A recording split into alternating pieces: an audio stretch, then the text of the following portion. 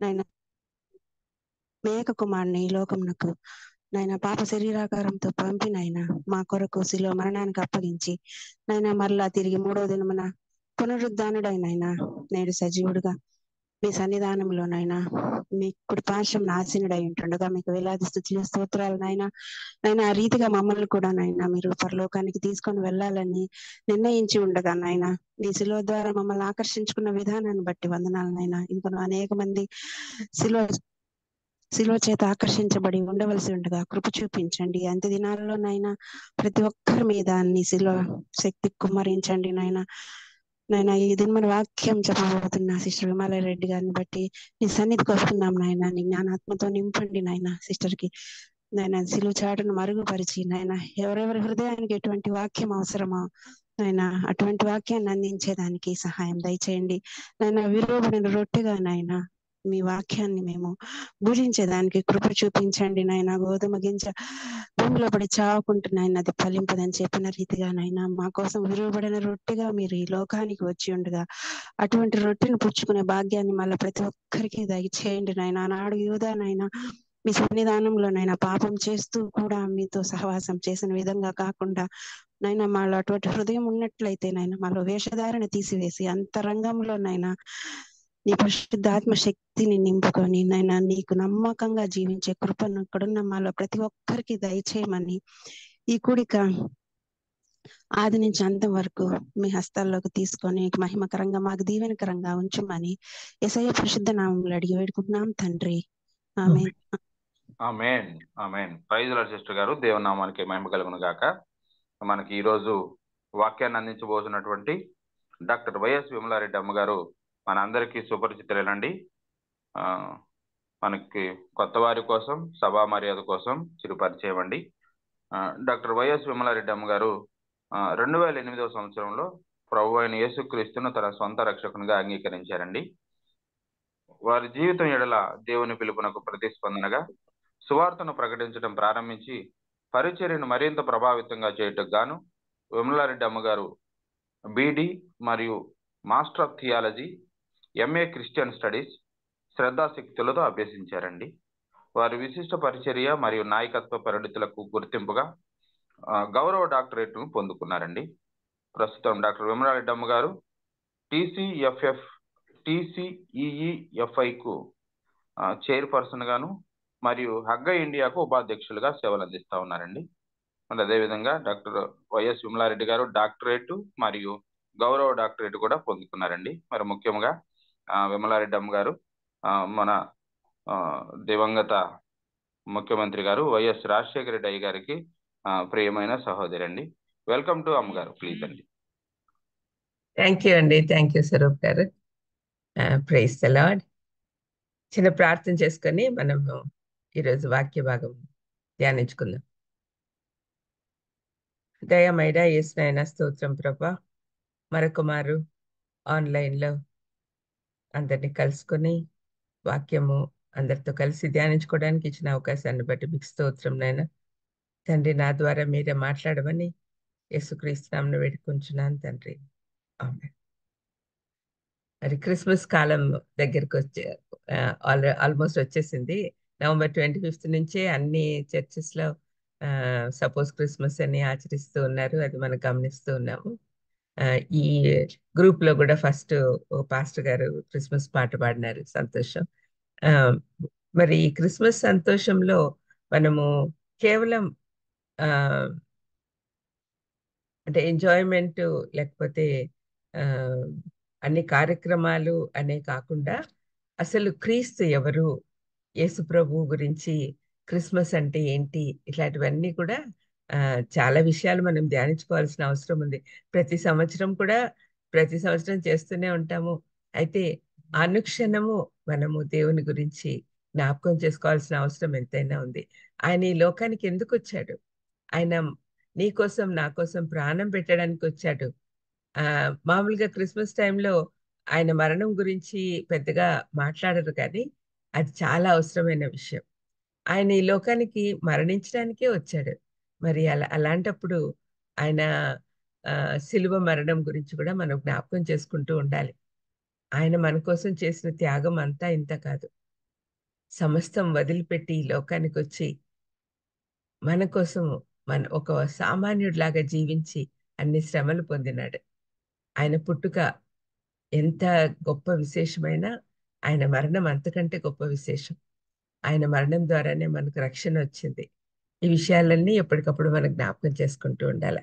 ఈరోజు దేవుని చిత్తమైతే ఆ క్రిస్మస్ సందర్భంగా మనకు పరిచయం చేయబడిన కొంతమంది వ్యక్తులు మనకు జ్ఞాపకం చేసుకోవాల్సిన అవసరం ఎంతైనా ఉంది. మొదటిగా ఈరోజు జకర్యా గురించి కొన్ని విషయాలు జ్ఞాపకం చేసుకుందాం. లూకాసు వార్తికుడు మొదలు పెట్టంగానే ఈ క్యారెక్టర్ను మనకి ఇంట్రడ్యూస్ చేస్తున్నాడు. జకర్యా ఆయన యాజకుడు. ఆయన గురించి యాక్చువల్గా లూకాసు వార్త మొదటి అధ్యాయం అంతా కూడా జకర్యా గురించే ఉంది, ఎక్సెప్ట్ మరియమ్మ గురించి ఒక 20 మొత్తం 80 వర్సెస్ ఉంటే ఈ అధ్యాయంలో దాదాపు 50 వర్సెస్ జకరియా ఎలిజబెత్ గురించే ఉన్నాయి. అంటే ఎంత గొప్ప స్థానం పొందాడు ఈయన.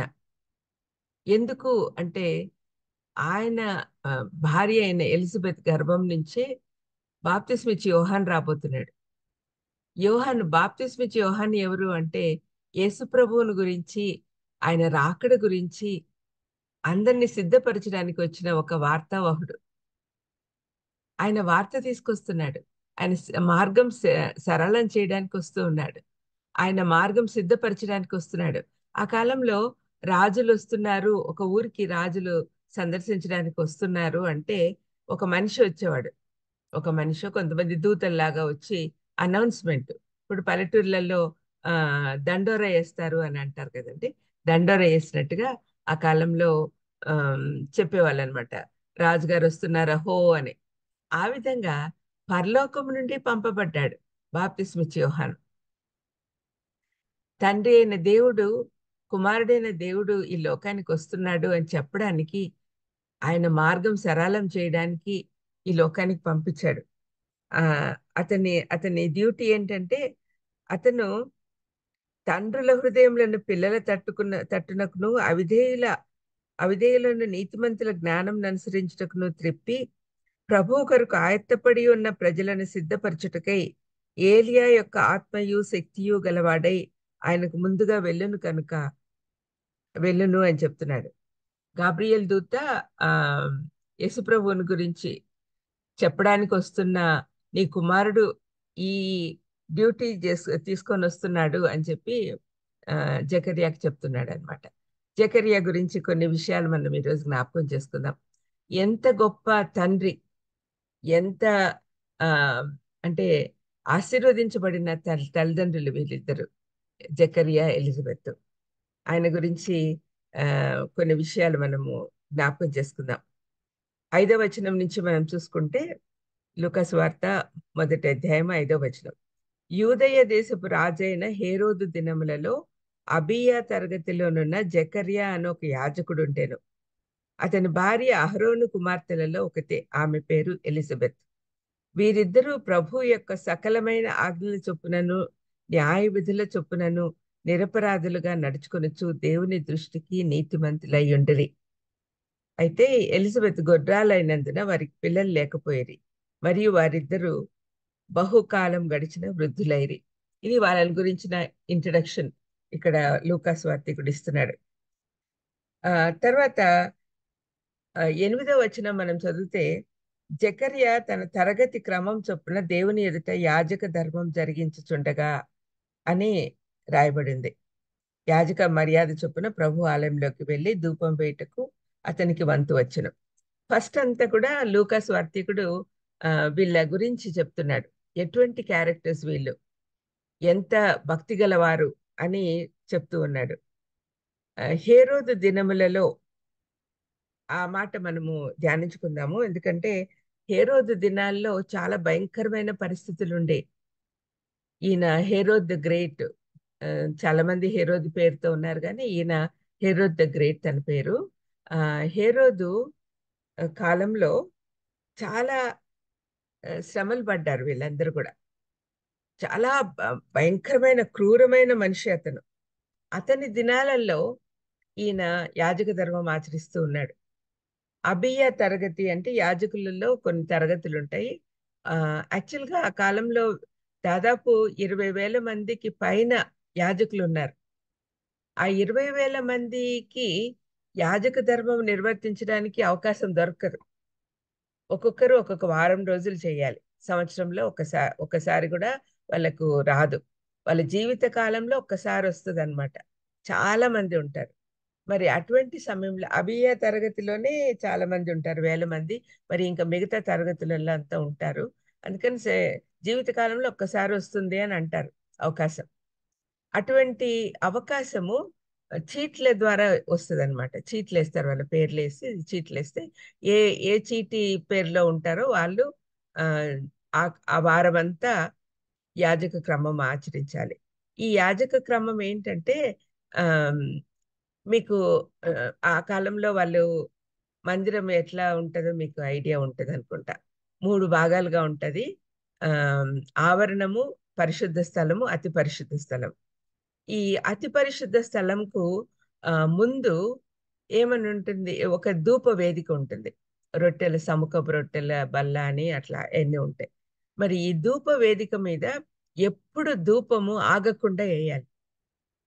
ధూపం ఆగకుండా అది ఎప్పుడు కూడా ఎసెన్స్ పోతూనే ఉండాలి. దానికి గుర్తేంటంటే ప్రార్థనలు దేవుని సన్నిధికి వెళ్తున్నాయి అని చెప్పడానికి అన్నమాట. గుర్తుగా ఎప్పుడు ధూపం వేసి వెలిగిస్తూ ఉంటారన్నమాట. పొగ పోతూ ఉంటది. అది ఆహ్, అతి పరిశుద్ధ స్థలంకుండే కర్టెన్‌కు చాలా దగ్గరగా ఉంటుంది.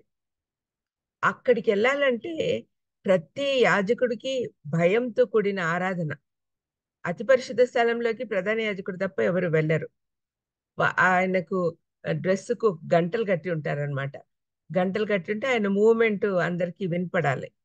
ఆ మూవ్‌మెంట్ ఎప్పుడు ఆగిపోతుందో అప్పుడు చనిపోయినట్టనమాట. యాక్చువల్‌గా అతి పరిశుద్ధ స్థలంలోకి ఎలాంటి మనసులో ఏ పాపం పెట్టుకున్నా కూడా వాళ్ళు చనిపోతారు లోపలికెళ్ళిపోతే. అటువంటి పరిస్థితి ఇక్కడ ఈ పరిస్థితి ఏంటంటే వీళ్ళకు గంటలేం కట్టరు గానీ యాజకులకి.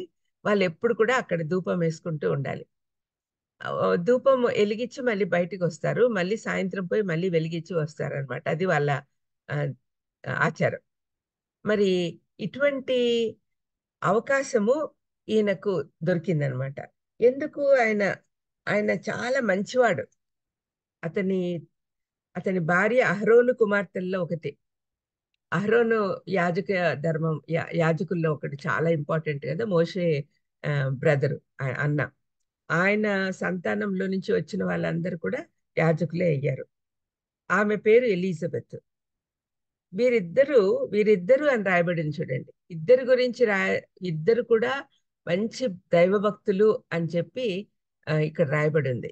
వీరిద్దరూ ప్రభువు యొక్క సకలమైన ఆజ్ఞల చొప్పునను, న్యాయ విధుల చొప్పునను నిరపరాధులుగా నడుచుకొనుచు దేవుని దృష్టికి నీతిమంతులై ఉండిరి. ఆ కాలంలో ధర్మశాస్త్రం ప్రకారము నిరపరాధులుగా ఉండడం అనేది చాలా కష్టమైన పని. దాదాపు 620, 25 ఆహ్, ఆజ్ఞలు ఉంటాయి. ఆచారాలు పాటించడం గానీ, కొన్ని ఆజ్ఞలు పాటించాలి, కొన్ని చేయకూడదు, చేయకూడనేటివి చేయకుండా ఉండడం. ఇట్లాంటివన్నీ కష్టమైన విషయాలు. మరి ఇద్దరు కూడా ఆ న్యాయ విధులను అనుసరించుచు, నిరపరాధులుగా నడుచుకొనుచు దేవుని దృష్టికి నీతిమంతులై ఉండిరి. This is the reason why God chose them. దేవుడు ఎన్నుకోవడం అంటే మనలో ఏం ప్రత్యేకతలు ఉండాల్సిన అవసరం లేదు. కేవలం దేవుని యందు భయభక్తులు కలిగి ఉంటే చాలు. మరి వీళ్ళని దేవుడు చేసుకున్నాడు. ఒక ఇంపార్టెంట్ పర్సన్ వాళ్ళ కుటుంబంలో నుంచి రావాలి అని దేవుడి ఉద్దేశమై ఉంది కాబట్టి, నిరపరాధులుగా, తన దృష్టిలో నిరపరాధులుగా ఉండే వాళ్ళను దేవుడు ఎన్నుకున్నాడు. ఆయన ఎలిజబెత్ గొడ్రాలయ్యుంది. దేవుని దృష్టికి వాళ్ళు నీతిమంతులై ఉన్నారు. ఇంకొక విషయం వీళ్ళ గురించి ఆలోచిస్తే, వీళ్ళిద్దరు కూడా ఆహ్, వీళ్ళ జీవితంలోకి బాప్తిస్మిచ్చి యోహాను రాగానే ఇద్దరు కూడా పరిశుద్ధాత్మతో నింపబడి ఉన్నారు. మామూలుగా ఆ కాలంలో పరిశుద్ధాత్మ దేవుడు అవసరమైనప్పుడు మాత్రమే వచ్చి మళ్ళీ వెంటనే వెళ్ళిపోయేవాడనమాట. ఇప్పటిలా కాదు. ఇప్పుడు మనం దేవుని మహాకృప వల్ల మనతోనే ఉన్నాడు పరిశుద్ధాత్మ దేవుడు. మనలోనే ఉన్నాడు. కానీ ఆ కాలంలో ఆ విధంగా కాదు. ఇక్కడ చూడండి, మొదటి అధ్యాయంలోనే 41లో ఎలిజబెత్ మరియ యొక్క వందన వచనం వినగానే ఆమె గర్భంలో శిశువు గంతులు వేసిన, గర్భంలో శిశువు బాప్తిస్మిచ్చి యోహాన్. అంతటి ఎలిజబెత్ పరిశుద్ధాత్మతో నిండుకొనినదై బిగ్గరగా ఇట్లా నేను అని రాయబడింది. అంటే ఆమె పరిశుద్ధాత్మతో నింపబడింది. అదే విధంగా 67వ వచనంలో ఆమ్, అతని తండ్రి జకర్యా పరిశుద్ధాత్మ పూర్ణుడై ఇట్లు ప్రవచించెను అని రాయబడింది. ఒక కపుల్ గా ఇద్దరు పరిశుద్ధాత్మతో నింపబడ్డం అనేది చాలా విశేషమైన లక్షణం. వాళ్ళకు అంత గొప్ప ఆధిక్యత దేవుడిచ్చాడు. ఆ విధంగా వాళ్ళిద్దరు కూడా ఆమ్, ఆ, ఆధిక్యత పొందినవారు. ఈ టెంపుల్లో పరిచర్య చేయడం అంటే కూడా చాలా గొప్ప ఆధిక్యత. జకరియా ఎంత సంతోషంగా ఉండి ఉంటాడో ఆ టైంలో, తను చూస్ చేసుకోబడ్డాడు అని. మరి అలాంటి ఆ, అటువంటి పరిస్థితులు ఇక్కడ ఇది జరుగుతా ఉంది. ఈ అటువంటి సమయంలో దేవదూత ప్రత్యక్షమయ్యాడు. ఇక్కడ చూడండి, యాజక ధర్మం జరిగిస్తూ ఉన్నాడు. అప్పుడు యాజక మర్యాద చొప్పున ప్రభు ఆలయంలోకి వెళ్ళి ధూపం వేయుటకు అతను వంతు వచ్చెను. ధూప సమయమందు 10వ వచనం, ప్రజల సమూహమంతయు వెలుపల ప్రార్థన చేయుచుండగా. యాక్చువల్గా ఈ ధూపం వేసేటప్పుడు, ఈ ధూపం అంటే పరిశుద్ధుల ప్రార్థనలు. ఆ ప్రార్థనలన్నీ దేవుని సన్నిధికి వెళ్ళాలి అని చెప్పి బయట కూర్చున్న ప్రజలందరూ కూడా ప్రార్థన చేస్తూ ఉంటారు. ఆ సమయంలో ప్రభువు దూత ధూప వేదిక కుడివైపున నిలిచి అతనికి కనపడగా, ధూప వేదిక పక్కన ప్రభువు దూత నిలబడ్డాడు. జకరియా అతన్ని చూసి తొందరపడి భయపడిన వాడాయను. ఎందుకు భయపడ్డాడు అంటే, ఆ కాలంలో దూతలు కనపడేది అరుదు. యాక్చువల్గా లాస్ట్గా ప్రభు దూత దర్శనమందు జకరియా ప్రవక్తకు కనపడ్డాడు పాత నిబంధనలో, దాదాపు 500 సంవత్సరాలకు ముందు. మళ్ళీ ఈ జకరియా, యాజకుడైన ఈ జకరియాకు కనపడతా ఉన్నాడు. యాక్చువల్గా 400 సంవత్సరాలు సైలెంట్ పీరియడ్ ఓల్డ్ టెస్ట్మెంట్ కు న్యూ టెస్ట్మెంట్ కు మధ్యలో. ఆ టైంలో ఎవరికి ఏ దర్శనాలు లేవు, ఏ దూతలు కనపడలేదు, దేవుడిని దగ్గర నుంచి ఎలాంటి వర్తమానము అందలేదు. అటువంటి సమయంలో దూత కనపడేసరికి భయపడ్డాడు జకరియా. భయపడినప్పుడు అప్పుడు ఆ దూత అతనితో, జకరియా భయపడకము, నీ ప్రార్థన వినపడినది. ప్రార్థన ఎందు నిమిత్తం వీళ్ళు చేస్తున్నారు? పర్సనల్ ప్రార్థనలు. పిల్లలు లేరు, ఎలిజబెత్ గొడ్రాలయ్యి ఉంది. నీ భార్య అయిన ఎలిజబెత్ నీ కుమారుని కన్నును, అతనికి యోహానన్ పేరు పెట్టదువు. ఆ కాలంలో పిల్లలు లేకపోవడం అనేది చాలా పెద్ద నష్టం అన్నమాట. అంటే వాళ్ళు శాపంలాగా కన్సిడర్ చేసేవాళ్ళు. అటువంటి పరిస్థితిలో ఆమె వాళ్ళిద్దరికి కావాలి ప్రార్థన, అదే పిల్లలు కావాలా అని ప్రార్థిస్తూ ఉన్నప్పుడు, నీ ప్రార్థన దేవుడు విన్నాడు అని చెప్తూ ఉన్నాడు. ఆ కాలంలో పిల్లలు లేకుంటే అంత బాధపడే వాళ్ళు, కానీ యేసుప్రభు చనిపోక ముందు ఆయన సిలువకు పోయేటప్పుడు, మీకు పిల్లలు లేకపోతే సంతోషించండి అనే మాట కూడా అంటాడు. అంటే కాలము చాలా చేంజ్ అయిందండి. ఈ కాలంలో పిల్లల్ని లేకపోవడమే మేలు అనుకునే తల్లిదండ్రులు కూడా చాలా మంది ఉన్నారు. కానీ ఆ కాలం అలా కాదు. ఎలిజబెత్ జకరియా వాళ్ళు చాలా ప్రార్థించారు వాళ్ళకి పిల్లలు కావాలని. అందుకని నీ ప్రార్థన దేవుడు ఆలకించాడు, నీకు పిల్లలు పుడుతున్నారు అని చెప్పి. అప్పుడు ఇద్దరు ముసలి వాళ్ళకి పిల్లలు పుట్టే ఏజ్ కాదు. అయినా కూడా దేవుడికి అసాధ్యమైనది ఏదైనా ఉందా? చాలా విషయాలు మనం చూస్తున్నాం బైబిల్లో. పాత నిబంధన కాలంలో ఎంతో మంది గొడ్రాళ్ళకు పిల్లలు పుట్టారు.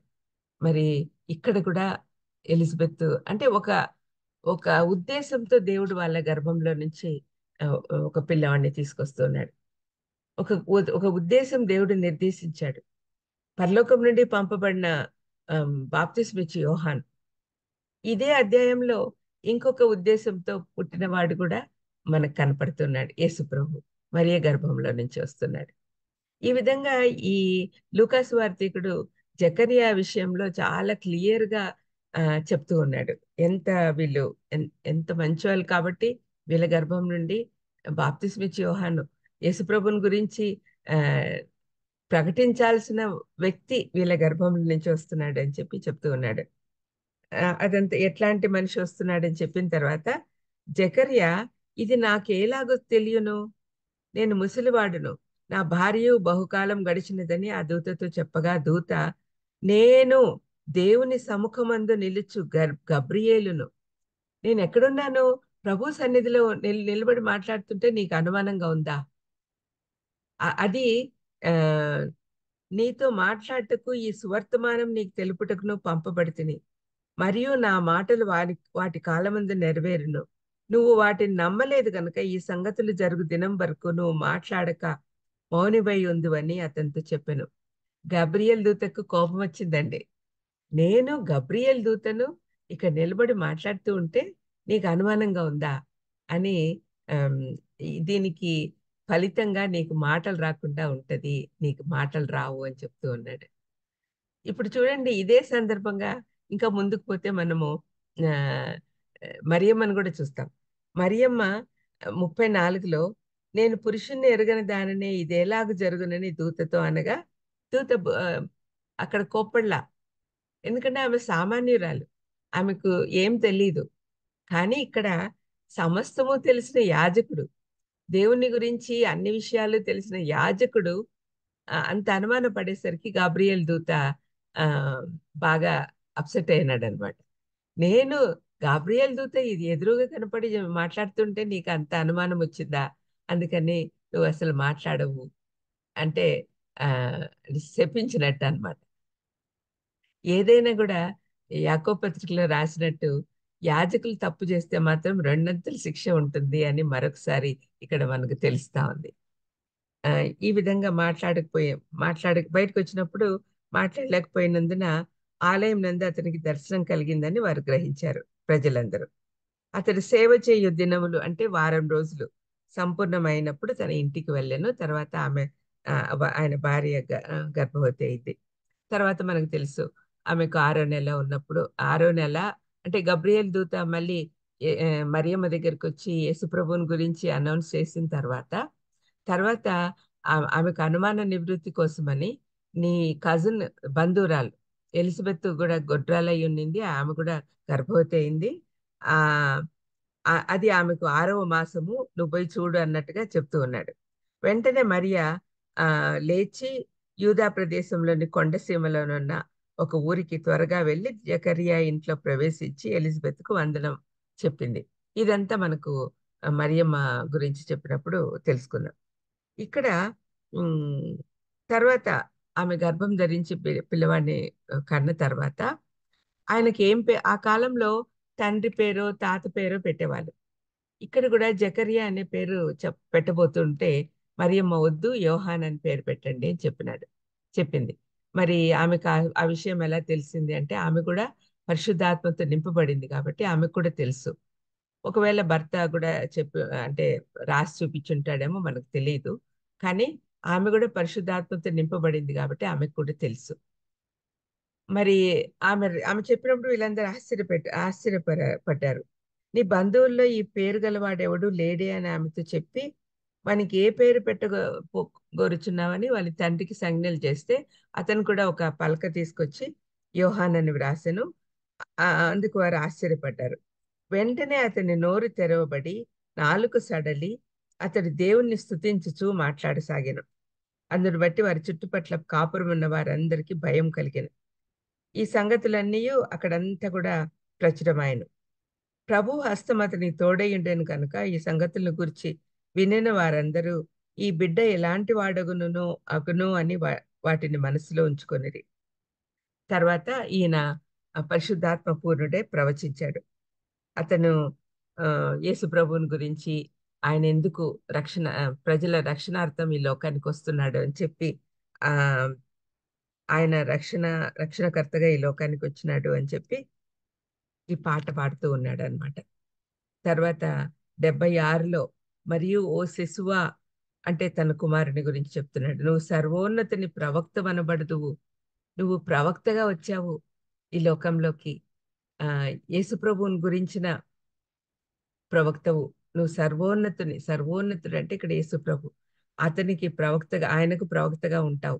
మన దేవుని మహావాత్సల్యతను బట్టి వారి పాపములను క్షమించుట వలన తన ప్రజలకు రక్షణ జ్ఞానం ఆయనకు అనుగ్రహించినట్లు ఆయన మార్గములను సిద్ధపరచుటకై నువ్వు ప్రభువునకు ముందుగా నడుతువు. మన పాదములను సమాధాన మార్గంలోకి నడిపించినట్లు చీకటిలోను మరణ ఛాయలోను కూర్చుండు వారికి వెలుగిచ్చుటకై ఆ మహావాత్సల్యమును బట్టి పైనుండి ఆయన మనకు అరుణోదయ దర్శనం అనుగ్రహించెను. శిశువు ఎదిగి ఆత్మయందు బలం పొంది ఇజ్రాయెల్నకు ప్రత్యక్షమగు దినం వరకు అరణ్యంలో ఉండెను. ఈయన అరణ్యంలో తేనె తింటూ చర్మపు దుస్తులు ధరించి అలాగా అరణ్యంలోనే ఉండిపోయాడు చిన్నప్పటి నుంచి. అంటే ఈ జకరియా ఎలిజబెత్ వాళ్ళు ఎంతో ప్రేమగా పెంచుకోవాలని అనుకొని ఉంటారు. కానీ దేవుడి చిత్త ప్రకారము అరణ్యంలోనే అతను పెరుగుతూ ఉన్నాడు సమయం వచ్చేంత వరకు. అది బ్రీఫ్గా మనము వాళ్ళ గురించి తెలుసుకోవాల్సిన విషయాలు. ఇప్పుడు అతని గురించి ఇంకా కొన్ని విషయాలు మనం ఆలోచిస్తే, ఈ యేసుప్రభు ఈ లోకానికి వచ్చిన సందర్భంలో ఈ విమోచన కథ వాట్ ఎవర్ ఇట్ ఈస్, అంటే యేసుప్రభుని గురించి మనము తెలుసుకోవాల్సిన విషయాలన్నిట్లో ఈ కథలో ఫస్ట్ జకరియా గురించే మనం తెలుసుకుంటున్నాం. జకరియా ఈ జకరియా ఆయన భార్య ఎలిజబెత్, వీళ్ళిద్దరి గురించి ఆరంభమవుతా ఉంది. 400 సంవత్సరాల సైలెంట్ పీరియడ్ తర్వాత ఒక దేవదూత వచ్చి ప్రత్యక్షమైన వ్యక్తి ఆయన మొదటివాడు అనమాట. ఇక్కడ కొత్త నిబంధనలో మొదటిగా చెప్పబడిన పరిశుద్ధుడు ఈయన. మొదటి అధ్యాయం 6వ వచనంలో నుంచి చెప్పాను కదా, వీరిద్దరూ సకలమైన ఆజ్ఞల చొప్పున న్యాయ విధుల చొప్పున నిరపరాధులుగా నడుచుకొనుచు దేవుని దృష్టికి నీతిమంతులైరి. వీళ్ళిద్దరిని గురించి నీతిమంతులు అని చెప్పినారు. అంటే నూతన నిబంధనలో ఫస్ట్ గా చెప్పబడిన వ్యక్తులు అనమాట వీళ్ళు. ఇరువురు పరిశుద్ధాత్మతో నింపబడి ఉన్నారు. ఒక కపుల్ గా వీరు మాత్రమే పరిశుద్ధాత్మతో నింపబడ్డారు. వీరిద్దరు కూడా స్తుతి పాటలు వ్రాసి పాడేవారు. ఇప్పుడు మనము ఎలిజబెత్ను కూడా మనం చూస్తే ఆమె గర్భంలో శిశువు గంతులు వేసిన తర్వాత బిగ్గరగా పాడుతుంది చూడండి. ఒక 4 వచనాలు మనకు కనపడుతూ ఉన్నాయి.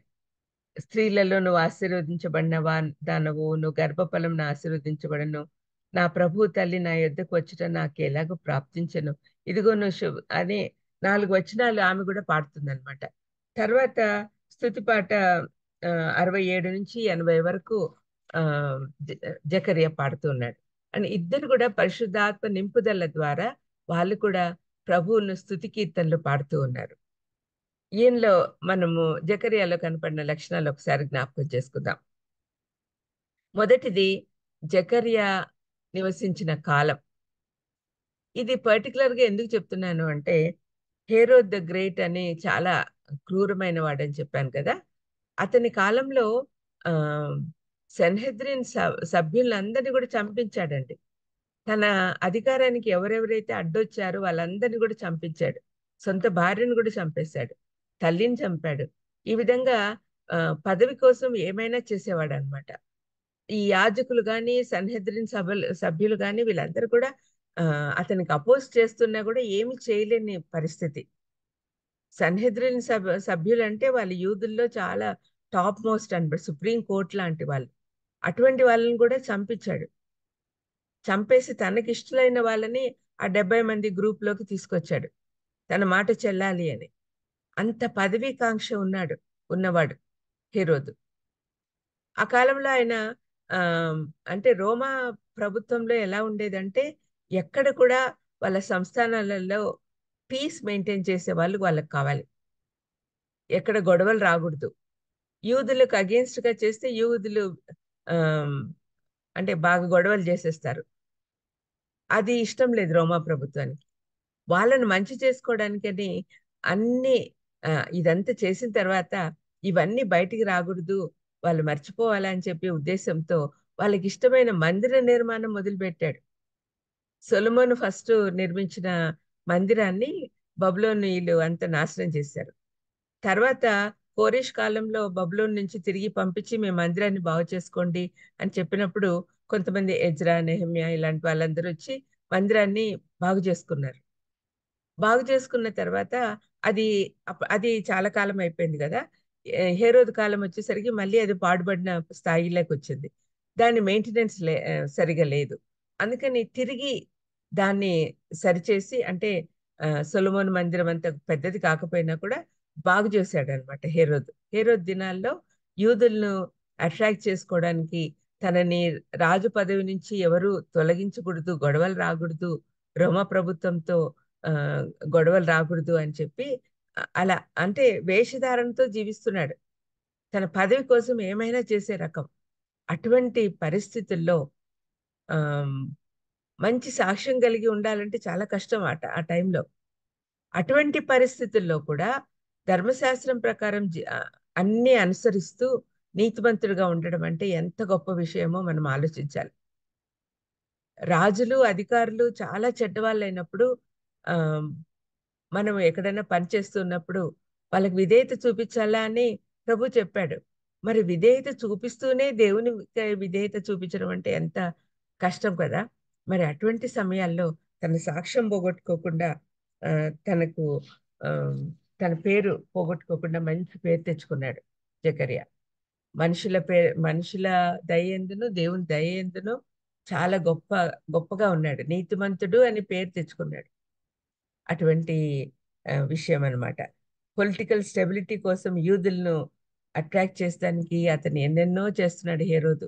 అటువంటి సమయంలో అతను నిష్టగా తన భక్తి శ్రద్ధలతో దేవుణ్ణి ఆరాధించే యాజకుడుగా అతను మిగిలిపోయాడు.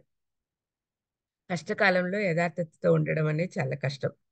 రెండవది చూస్తే, అతను సాక్ష్యం కాపాడుకున్నాడు, మంచి పేరు తెచ్చుకున్నాడు. దేవుడు ఎప్పుడు కూడా తన యందు భయభక్తులు కలవారిని గుర్తుంచుకుంటాడు అనే విషయం కూడా మనం జ్ఞాపకం చేసుకోవాలి. తన యందు భయభక్తులు కలవారిని ఎప్పుడు కూడా తోసివేయడు దేవుడు. దేవుని యందు భయభక్తులు కలవారికి ఎన్ని ఆశీర్వాదాలు ఉంటాయో మనం చూస్తున్నాం బైబిల్లో. అందుకనే మనం ఎప్పుడు కూడా దేవుని యందు భయభక్తులు కలవాలని దేవుడు మర్చిపోతాడు అని అనుకోవద్దండి. కష్టాలు మాత్రం వస్తాయి, కానీ దేవుడు మనతో ఉంటాడు అనే విషయం మనం గుర్తు చేసుకోవాలి. దేవుడు వాళ్ళ భక్తిని గుర్తిస్తాడు. ఇప్పుడు కూడా ఆ పాత నిబంధన కాలం గురించి మనం మాట్లాడుతున్నాం, కానీ కొత్త నిబంధన కాలంలో మనం చూస్తున్నాం, దేవుని యందు భయభక్తులు కలిగి ఆయన సేవ చేసే వాళ్ళకి ఏ లోటన్నా ఉంటుందండి. ఫర్ ఎగ్జాంపుల్, ఇప్పుడే బాబీ గారి విషయం మనం ఆలోచిస్తే మీకు అందరికీ తెలుసు కాబట్టి ఆయన విషయం చెప్తున్నా.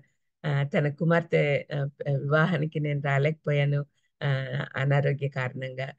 కానీ ఆయన ఎంత చక్కగా తన కుమార్తె పెళ్లి చేయగలిగాడు. అది కేవలం దేవుని కృప. మరి ఇలాంటి విషయాలు ప్రతి దైవ సేవకురాలు, దైవ సేవకుని ఇండ్లలో జరుగుతూ ఉంటదండి. దేవుని యందు భయభక్తులు కలిగి దేవుని పని చేసే వాళ్ళని దేవుడు ఎప్పుడు గుర్తించుకుంటాడు.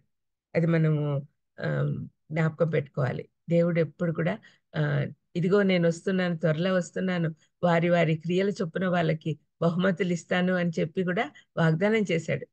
మనకి ఇహలోకంలో గుర్తింపు రాకపోవచ్చు కొన్నిసార్లు, మనం చేసే పని ఎవరు గుర్తించకపోవచ్చు, కానీ పరలోకంలో ఉన్న దేవాది దేవుడు ఎప్పుడు కూడా మనల్ని గమనిస్తూనే ఉంటాడు. మనము చేసే ప్రతి పని కూడా మనం ఏ ఆలోచనతో, ఏ ఉద్దేశంతో చేస్తున్నాం అనేది కూడా ఆయన చూస్తూ ఉంటాడు. కాబట్టి మనం ఏ పని చేసినా కూడా కొరింథీ పత్రికలో నేను చెప్పినా కదా, మనము బంగారుతో, వెండితో, గొప్ప గొప్ప వెలగల రాళ్లతో చేసిన పనులు వ్యర్థం కావు. దానికి కావాల్సిన బహుమతి దేవుడిస్తాడు. తప్పక వారికి బహుమతి ఇస్తాడు. ఇప్పుడు ఈ జకరియా గురించి మనం మాట్లాడుతున్నాం కాబట్టి ఆయనకు ఎంత గొప్ప స్థానం ఇచ్చాడు దేవుడు. బాప్తిస్మిచ్చి యోహానుకు తండ్రి అయ్యే భాగ్యం ఇచ్చాడు. మరి దేవుడు ఎప్పుడు కూడా మనం ఆయన కోసం చేసే పనిని, దేవుడు ఎవరికి రుణస్థుడు కాదు అని బైబిల్ చెప్తుంది. ఆయన వడ్డీతో సహా మనకు చెల్లిస్తాడు. ఎలాంటి భయం అవసరంలా. మనకి పరలోకంలో బహుమతులు నిండిపోతూ ఉంటాయి, మనం దేవునికి దగ్గరగా ఉంటూ దేవుని సేవ చేస్తూ ఉంటే. తర్వాత మూడో పాయింట్ ఏంటంటే, దేవునిలో ఉన్న వారికి సమస్యలు చాలా ఎక్కువగా ఉంటాయి. మామూలుగా లూక్ వామ్ క్రిస్టియన్స్ ని పెద్ద పట్టించుకోడు అపవాది. రక్షణ మార్గంలో సమాధానంగా వెళ్తూ దేవుని మార్గంలో దేవుడు ఏర్పాటు చేసిన ఇరుకు మార్గంలో పయనించే వారికి అనేకమైన సమస్యలు ఉంటాయి. కానీ మనకు దేవుడిచ్చిన గొప్ప వాగ్దానం ఏంటి? చింతించకుడి, చింత యావత్తు నా మీద వేయండి అని చెప్పాడు కదా. నేను మీతో ఉంటాను అన్నాడు.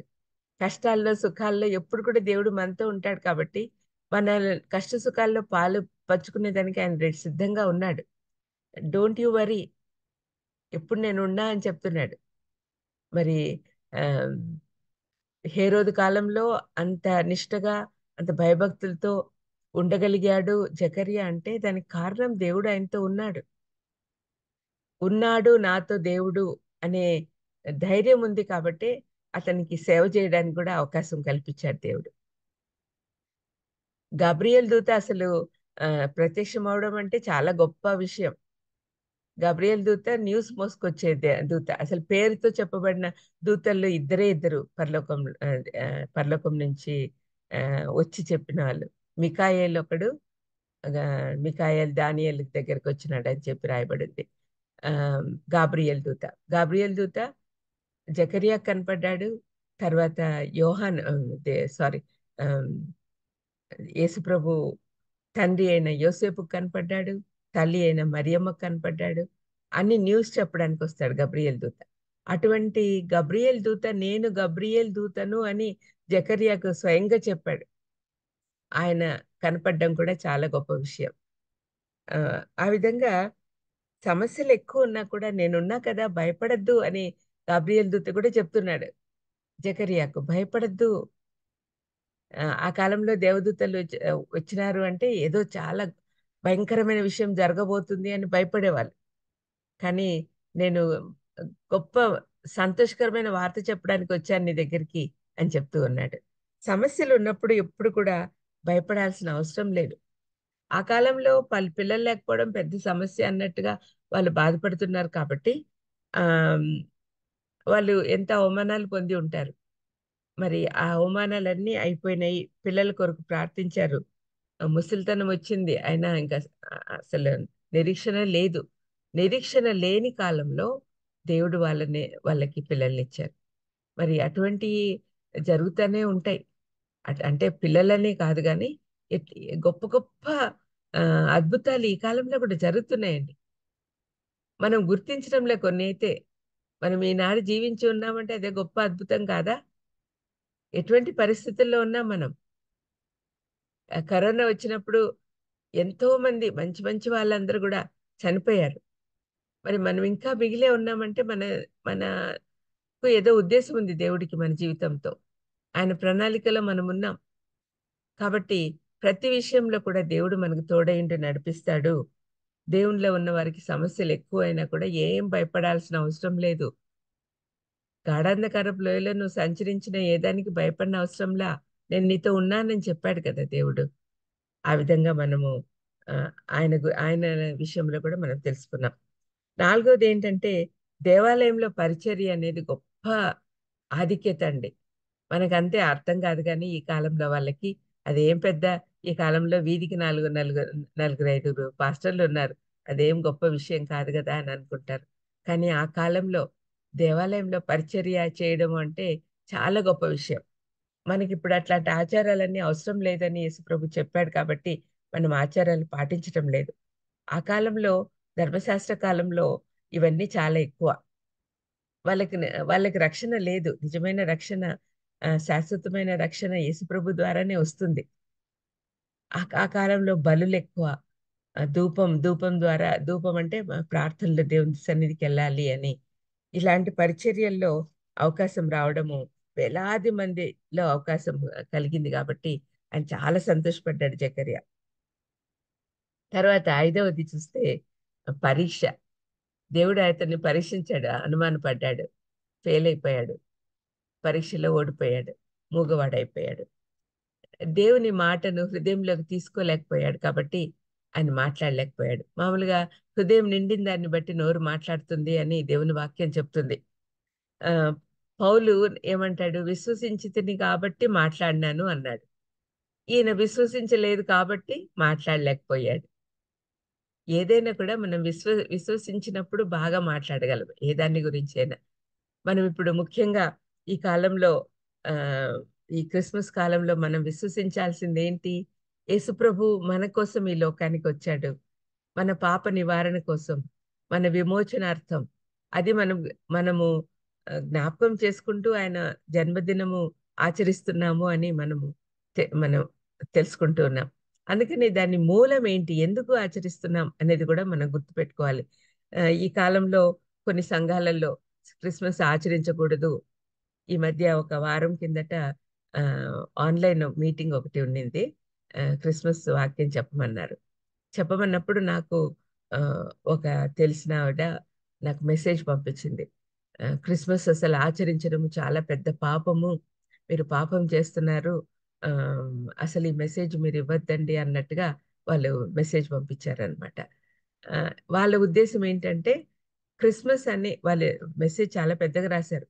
క్రిస్మస్ ఆచరించడం అనేది బైబిల్లో ఎక్కడా లేదు, కాబట్టి మీరు ఆచరించకూడదు, బైబిల్లో లేని పనులు మీరు చేయకూడదు అని చెప్పి ఆవిడ చెప్పారనమాట. అయితే ఒకటి మనం గుర్తించాలి, క్రిస్మస్ ఎప్పుడు చేయాలా, అసలు చెయ్యాలా వద్దా అనేటి ఏమీ బైబిల్లో లేవండి.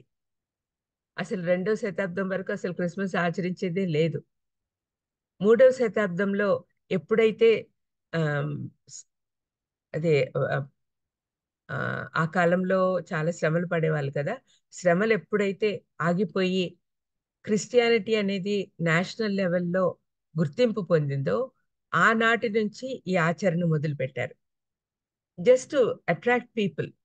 ఆ కాలంలో సన్ గాడ్ అని సూర్యదేవుడిని నమస్కరించే వాళ్ళు. వాళ్ళ ఒక పండగలాగా క్రిస్మస్ రోజున డిసెంబర్ 25న ఆచరించేవాళ్ళు. ఈ సంఘ పెద్దలు ఏమనుకున్నారంటే, మనం కూడా ఒక పండుగలాగా పెట్టుకుందాము, అందరూ చర్చికి వస్తూ ఉంటారు కదా, ఆలయంకి వచ్చేటట్టుగా ఏర్పాటు చేసుకుందాము. అయితే మనకేం పండుగలు లేవు కదా ఈ టైంలో. అందుకనే ఆ, వాళ్ళకి సూర్య భగవానుడు SUN, కానీ మనకు సన్ ఆఫ్ రైచియస్నెస్, మన దేవుడు నీతి సూర్యుడు. కాబట్టి మనం కూడా అదే రోజున ఆచరిస్తాము మన నీతి సూర్యుడిని గురించి అని చెప్పి సంఘ పెద్దలు ఒక దినం ఏర్పాటు చేశారు. యాక్చువల్గా ఆ రోజు దేవుడు పుట్టాడని ఎక్కడ లేదండి. ఆ, కానీ మనం ఎందుకు ఆచరిస్తున్నాము అనేది మనం ఆలోచిస్తే, ఈ సందర్భంగా అన్యులు చాలా మంది వీళ్ళేంటి క్రిస్మస్ అని ఇంత గ్రాండ్ గా చేస్తూ ఉంటారు, what is the reason behind అనేది చాలా మంది తెలుసుకోవాలని ఆసక్తి కలిగి ఉంటారు. అప్పుడు మనం ఏం చేయాలి? క్రైస్తవులమైన మనము క్రిస్మస్ అంటే ఏంటి అంటే, ఆమ్, ఏంటి శాంటా క్లాజ్ రావడము, బహుమానాలు ఇవ్వడము, క్రిస్మస్ ట్రీలు పెట్టుకోవడము, స్టార్స్ అన్ని వెలిగిపోతూ ఉంటాయి. ఇంకా ఆంధ్ర వైపు అయితే నేను కొన్ని విలేజెస్ లో చూస్తూ ఉంటాను. ఆ, పెద్ద స్టార్, ఎంత మా ఊర్లో స్టార్ కంటే మీ ఊరు స్టార్ పెద్దదా కాదా? 10 అడుగులు 20 అడుగులు అట్లా పెట్టి దానికోసం పెద్ద స్ట్రక్చర్ తయారు చేసి ఏదేదో చేస్తూ ఉంటారు. ఇవన్నీ అవసరం లేదు, కానీ అన్యుల్ని అట్రాక్ట్ చేయడానికి ఈ విధంగా చేస్తూ ఉంటారు. అలా అట్రాక్ట్ చేయడము, బొమ్మల ద్వారా గిఫ్ట్ల ద్వారా అట్రాక్ట్ చేసిన తర్వాత మనం చేయాల్సిన పని ఏంటంటే, సువార్త బోధించాలి, అది ముఖ్యం. యేసుప్రభు ఈ లోకానికి మన విమోచనార్థం వచ్చాడు అనే విషయం మనం బోధించాలి. అది మన హృదయంలో ఆమ్, నింపుకోవాలి. హృదయం నిండినప్పుడే నోరు మాట్లాడుతుంది. కాబట్టి ఈ జకర్యా నమ్మలేదు కాబట్టి అతను మాట్లాడలేకపోయాడు. కానీ మనం నమ్ముతున్నాము, ఆ, క్రిస్మస్ ఆచరిస్తున్నాం కాబట్టి మనము హృదయం నిండా సువార్త, క్రిస్మస్ సందేశం నింపుకొని ఉండాలి. ఆ విధంగా ఉన్నప్పుడే మనము సరైన విధంగా ఇతరులను అట్రాక్ట్ చేసి క్రిస్మస్ యొక్క యూజ్ మనం యూస్ఫుల్ గా చేసుకోగలం. తర్వాత 6వ పాయింట్ ఏంటంటే, దేవుని కార్యం జరిగాక నాలుక సడలింది. మనం ఎప్పుడైతే సువార్త ప్రకటించగలమో అప్పుడు మన నోరు ఓపెన్ చేస్తాడు దేవుడు. ఇప్పుడు మనము క్రిస్మస్ సందర్భంగా మన హృదయం అంతా క్రిస్మస్ సందేశాలతో నింపుకుంటే అప్పుడు దేవుడు మనకు అవకాశం ఇస్తాడండి అందరిలో సువార్త ప్రకటించడానికి. దేవుడు ఇవ్వాల్సిందే అవకాశాలు ఎంతో. ఎన్ని ఆత్మల సంపాదన కోసము దేవుడు అవకాశం ఇస్తే తప్పనిసరిగా మనం సువార్త ప్రకటించాల్సి ఉంటుంది. కాబట్టి మన నాలుక సడలిస్తాడు దేవుడు. ఎలాంటి భయాలున్నా కూడా భయాలను తొలగిస్తాడు. ప్రతి ఒక్కరు కూడా ఈ వాక్యం వింటున్న వాళ్ళందరూ కూడా మీరు గుర్తుంచుకొని సువార్త ప్రకటించడానికి సిద్ధపడండి. బైబిల్ అవసరం లేదండి. మన హృదయం నింపుకోవాలి సువార్తతో. ఈ క్రిస్మస్ ఎందుకొచ్చింది? ఆయన ఎందుకొచ్చాడు ఈ లోకంలోకి? ఆయన ఆయన మరణము, రెండవ రాకడ గురించి కూడా చెప్తూ ఉండాలి. అది మర్చిపోవద్దండి. ఇట్స్ ఆల్ ఫుల్ మెసేజ్ రావాలంటే అవన్నీ ఉండాలి. క్రిస్మస్ మెసేజ్ అంటే ఆయన జననము, ఆయన మరణము, పునరుద్ధానము, ఆయన రెండవ రాకడ. అన్నీ కలిపి ఉంటేనే అది సువార్త. క్రిస్మస్ సందేశంలో అవన్నీ ఉండాలి. క్రిస్మస్ రోజు చనిపోయే గురించి మాట్లాడకూడదండి అని కొంతమంది అంటూ ఉంటారు. కాదండి. మన దేవుడు జన్మించిందే అందుకు, చనిపోవడానికి. మరి అవన్నీ కూడా మనము సిద్ధపడినప్పుడు దేవుడు మన నాలుక సడలిస్తాడు, మనకు అవకాశాలు ఇస్తాడు. చివరిగా దేవుణ్ణి స్తుతించాడు జకర్యా. మనం ఎల్లవేళలా దేవుణ్ణి స్తుతిస్తూ ఆరాధిస్తూ ఉండాలి. కీర్తనలు మీరు చదివితే మనము 90 తర్వాత చాలా చాలా కీర్తనలలో యెహోవాను స్తుతించుడి, యెహోవాను ఆరాధించుడి అనే విషయాలు చాలా కనపడతాయి. స్తుతించుట అనేది మన బాధ్యత అండి. ప్రతి విషయంలో దేవుడికే మహిమ రావాలి. మనం చేసే ప్రతి పనిలో కూడా దేవుడు మహింపరచబడాలి. దేవుడు చాలా గొప్పవాడు. ఆయన్ని స్తుతించి హృదయపూర్వకంగా ఆరాధించాలి అంటే ఆయన గురించి ఎన్నో విషయాలు తెలుసుకోవాలి. దేవుడు గొప్పవాడు. దేవుడు అద్భుతకరుడు, ఆశ్చర్యకరుడు, ఆలోచనకర్త, బలవంతుడైన దేవుడు, నిత్యుడగు తండ్రి. ఈ క్రిస్మస్ సందర్భంగా యెషయా గ్రంథము 9:6 చదివితే మనకి ఎంత గొప్ప విషయాలు మనకు తెలుస్తాయి. మరి అటువంటి గొప్ప దేవుణ్ణి గురించి మనం స్తుతించి ఆరాధించకుండా ఉండకూడదు. ఆయన ఎంత గొప్ప త్యాగం చేశాడో మన కోసం అని గుర్తిస్తే ఆయన ఆరాధించక మానం. అందుకని మన హృదయం నిండా ఆరాధన నిండిపోవాలి. జకర్యా హృదయం అంతా ఆరాధనతో నిండిపోయింది కాబట్టి ఆయన నాలుక సడలంగానే వెంటనే ఆయన స్తుతించడం మొదలుపెట్టాడు. ప్రభు హస్తం అతనికి తోడయుండెను గనుక ఆ సంగతులను గురించి విన్న వారందరూ మనసులో ఉంచుకున్నారు. జకర్యా పరిశుద్ధాత్మ పూర్ణుడై ఈ విధంగా ప్రవచించాడు. అంటే దేవుని మాటలన్నీ ఆయన నోటి నుండి వస్తూ ఉన్నాయి. దేవదూత ఏం చెప్పాడో అవన్నీ కూడా బయటకు వస్తున్నాయి. దేవుని సన్నిధిలో ఆలయంలో గబ్రియల్ దూత చెప్పిన సంగతులు బయట వాళ్ళకి తెలియదు. అయితే ఈయన ఇప్పుడు నమ్మాడు కాబట్టి హృదయంలో స్థిరపరుచుకున్న మాటలన్నీ చెప్తూ ఉన్నాడు. గబ్రియల్ దూత ఏం చెప్పాడు? ప్రభు రక్షణకర్త ఈ లోకానికి వస్తున్నాడు, అది అనౌన్స్ చేయడానికి నీ కుమారుడు ఈ లోకానికి వస్తున్నాడు అని చెప్పిన విషయం ఆయన గుర్తుపెట్టుకొని న్యూస్ అంతా బయటికి తీసుకొస్తూ ఉన్నాడు. ఈ విధంగా ఈ క్రిస్మస్ సందర్భంగా మీరందరూ కూడా స్వార్థ ప్రకటించే వారిగా ఉండాలని ప్రభు నామంన కోరుతూ ముగిస్తున్నాను. చిన్న ప్రార్థన చేసుకుందాం. దయగలేసయ్యా, స్తోత్రం ప్రభా. తండ్రి, జకర్యా ఏ విధంగా మొదట నమ్మలేదో ఆ విధంగా మాలో చాలా మంది ఉన్నాం నాయనా. కానీ నమ్మిన తర్వాత ఏ విధంగా హృదయపూర్వకంగా స్తుతించి ఆరాధించాడో అదేవిధంగా మేమందరం కూడా హృదయపూర్వకంగా మిమ్మల్ని ఆరాధించే వారంగా తయారయ్యేటట్టు చేయమని వేడుకొంచున్నాం. క్రిస్మస్ అంటే క్రీస్తును ఆరాధించడం. మరి ఆరాధించాలంటే అసలు సంగతులన్నీ తెలుసుకోవాలి కదండి. మరి మీరే మాకు నేర్పించమని వేడుకొంచున్నాం. క్రిస్మస్ సందర్భంగా మా నాలుక సడలాలంటే హృదయాన్ని వాక్యంతో నింపుకోవాలి కాబట్టి దయచేసి తండ్రి మా హృదయాలను వాక్యంతో సువార్తతో నింపమని వేడుకొంచున్నాం.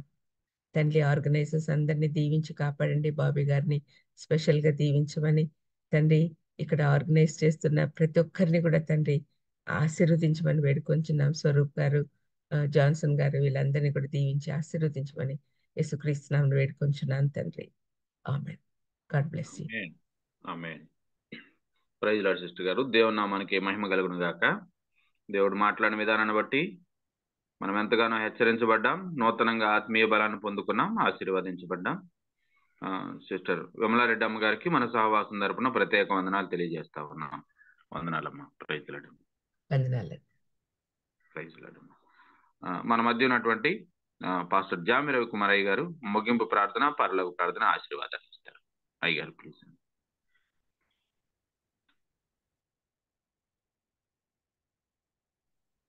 ప్రార్థన చేసుకుందామండి. పరిశుద్ధుడు ఎంతంటే నీ బంగారు పదాలకు అందరం ప్రభా ఈ క్రిస్మస్ సీజన్లో ప్రభా ఒక నూతనమైన కోణంలో తండ్రి నీ భక్తుడైన యోహాను చరిత్ర మరి ప్రత్యేకంగా ప్రభా తల్లి తండ్రి కుమారుడు ముగ్గురు కూడా ప్రభా పరిశుద్ధాత్మతో నిండుకున్న వారై అయ్యా తండ్రి నీ రాకడ కొరకు మార్గాన్ని సిద్ధపరిచిన విధానాన్ని ప్రభా తల్లి గారి ద్వారా వినడానికి ఇచ్చిన ప్రభా శ్రేష్టమైన ప్రభా తండ్రి నీ కృపను బట్టి ప్రార్థన చేస్తున్నాం తండ్రి. అవునయ్యా, ప్రార్థన చేస్తూ ఉన్నాం ప్రభా. మా వ్యక్తిగత జీవితాల్లో ప్రభా యోహాను కుటుంబం వల్లే ప్రభా కుటుంబం అంతా కూడా ప్రభా కేవలం సేవ చేస్తున్న సేవకుడు లేకపోతే తండ్రి తల్లి గారు కాదు కానీ ప్రభా కుటుంబం అంతా కూడా ప్రభా నీ సేవలో ఉండగలిగే భాగ్యం తండ్రి మాకు దయచేయమని ప్రార్థన చేస్తూ ఉన్నాను ప్రభా. నీ కృప మా మీద ఉంచమని ప్రార్థన చేస్తూ ఉన్నాను తండ్రి. ఉదయకాల సమయంలో ఈ విధంగా ప్రభా ప్రార్థన చేయడానికి ఇచ్చిన ప్రభా శ్రేష్టమైన సమయాన్ని బట్టి నీకు వందనాలు చెల్లించుకుంటూ తన ప్రభా తల్లి గారిని అనేక స్థలాల్లో ప్రభా బహుబలంగా వాడుకోమని, అదేవిధంగా తండ్రి విత్తబడ వాక్యాన్ని ప్రభా దీవించండి, 30 దంతులుగా 60 దంతులు ఫలింపజేయండి ప్రభా. ఆ వాక్యం మా జీవితంలో అనుసరించుకొని ప్రభా ఆ దినాన్ని ప్రభా 400 సంవత్సరాల మౌనాన్ని ప్రభా ఆ కుటుంబం ఛేదించగలిగింది ప్రభా. 400 సంవత్సరాల దేవతను ప్రభా మౌనంలో ప్రభా వాటి కోసం నిలబడగలిగారు ప్రభా. అందుని బట్టి ప్రార్థన చేస్తున్నాను తండ్రి. అంతేకాకుండా ప్రభా యేసయ్య మినిస్ట్రీలో ప్రభా యోహాను తండ్రి చేదోడు వాదోడుగా ఉండి తనను తగ్గించుకొని ప్రభా నీది కుమారుని హెచ్చించాడు ప్రభా. అట్టి స్వభావం మాకు దయచేయమని ప్రార్థన చేస్తున్నాను తండ్రి. ఆయన పరిచయం చేసుకున్నప్పుడు కూడా ప్రభా అరణ్యంలో కేకవే శబ్దాన్ని పరిచయం చేసుకున్నాడు ప్రభా. అటు తగ్గింపు జీవితాన్ని మాకు దయచేయమని ప్రార్థన చేస్తున్నాను తండ్రి. ఆ కుటుంబం ప్రభా క్రైస్తవ కుటుంబాలకు మాదిరిగా ఉందయ్యా. అతను ప్రభా ఈ దినాన్ని ప్రభా నీ పరిశుద్ధాత్మ ద్వారా ప్రభా మాకు తెలియజేసిన సంగతులు మేము గ్రహించి నిశ్చితమైతే అన్నాడు ఏ విధంగా అయితే ప్రభా యెహోషువ ప్రభు మీరు ఎవరిని సేవింప కోరుకుని నేను మా ఇంటి వారు యెహోవాను సేవిస్తాను ధైర్యంగా చెప్పగలిగాడు. సో మేము కూడా ప్రభు క్రిస్మస్ సీజన్లో అయ్యా ప్రభా యోహాను కుటుంబం వల్లే పరిశుద్ధాత్మతో నిండి ఆయన సేవ చేస్తామని చెప్పగలిగే కృప మాకు అందరికీ దయచేయమని, అదేవిధంగా ప్రభా ఈ ప్లాట్ఫామ్ మాకు ఏర్పాటు చేసిన ప్రభా బాబు రత్నాకర్ గారిని వారి టీంని దీవించండి అయ్యా. జాన్సన్ స్వరూప్ గారిని జ్ఞాపకం చేసుకో, కోటి గారిని దీవించండి. మరి ప్రత్యేకంగా ఎవరైతే దినాన ప్రభా అయ్యా తండ్రి యొక్క ప్రార్థనలో పాల్గొనే భాగ్యం మనకు దక్కిందో ప్రతి ఒక్కరిని పేరు పెట్టి దీవించమని, ఈ క్రిస్మస్ సీజన్లో మా జీవితాలు మా స్వరాలు మా కుటుంబాలు ప్రభుని కోసం వాడబడగలిగే భాగ్యం దయచేయమని ఈ చిన్న ప్రార్థన మా ప్రభుని ప్రియకుమారుడైన యేసుక్రీస్తు దివ్యనామాన్ని గెట్టుకుంటున్నాం పరమ తండ్రి. ఆమేన్. పరలోకమందున మా తండ్రి మీ నామం పరిశుద్ధపరచును గాక, మీ రాజ్యం వచ్చును గాక, మీ చిత్తం పరలోకమందున భూమి మీద నెరవేరును గాక. మాకు కావాల్సిన దయచేయము, మనసును క్షమించే ప్రకారం క్షమించము, మమ్మల్ని శోధనలో దగ్గరికి తప్పించము. ఎందుకంటే రాజ్యము బలము మహిమ నిరంతరం విన్నావు తండ్రి. ఆమేన్. తండ్రి అయిన దేవుని ప్రేమ, కుమారుడైన యేసుక్రీస్తు కృప, పరిశుద్ధాత్మ అన్యాయన సహవాసం మీరు వాక్యం చెప్పిన ఈ దాసురాలకు ఇంకా అనేక స్థలాల్లో వాడబడు సమయంలో అదేవిధంగా ఇందులో పాల్గొన్న బిడ్డలకు జరుగుతున్న క్రిస్మస్ ఆరాధనలకు మీ కృప సదాకాలము తోడే నడిపించును గాక. ఆమేన్. ఆమేన్. ఆమేన్. ప్రైజ్ లార్డ్ అయ్య గారు, దేవుని నామానికి మహిమ కలుగును గాక. జామి రవికుమార్ అయ్య గారికి మన సహవాసం తరపున ప్రత్యేక వందనాలు తెలియజేస్తా ఉన్నాం. మరి అదే విధంగా ఈ రోజు మనకు వాక్యాన్ని అందించినటువంటి డాక్టర్ వైఎస్ విమలారెడ్డి అమ్మ గారికి మరొకసారి మన సహవాసం తరపున ప్రత్యేక వందనాలు తెలియజేస్తా ఉన్నాం. గమనించండి, ఇవన్నీ కూడా ఈ మెసేజ్ అన్ని కూడా రికార్డ్ చేయబడతాయండి. ఇవి యూట్యూబ్ లో మనకి అవైలబిలిటీలో ఉంటాయండి. బాబీ రత్నాకర్ అని టైప్ చేసినా గానీ లేదా వర్చువల్ ప్రేయర్ ఫెలోషిప్ అని టైప్ చేసినా గానీ మనం ఈ రికార్డ్స్ అన్ని మనం వినవచ్చండి. దయతో గమనించగలరు. రేపటి దినమున మనకు పాస్టర్ విజయకాంత్ గారు మనకు డాక్టర్ విజయకాంతయ్య గారు మనకి వాక్యాన్ని అందిస్తారండి. గమనించగలరు. కూడి వచ్చిన ప్రతి ఒక్కరికి పేరు పేరున ప్రత్యేక వందనాలు తెలియజేస్తా ఉన్నాం. కూడిక ముగించబడిందండి. Have a nice day. Thank you అనండి.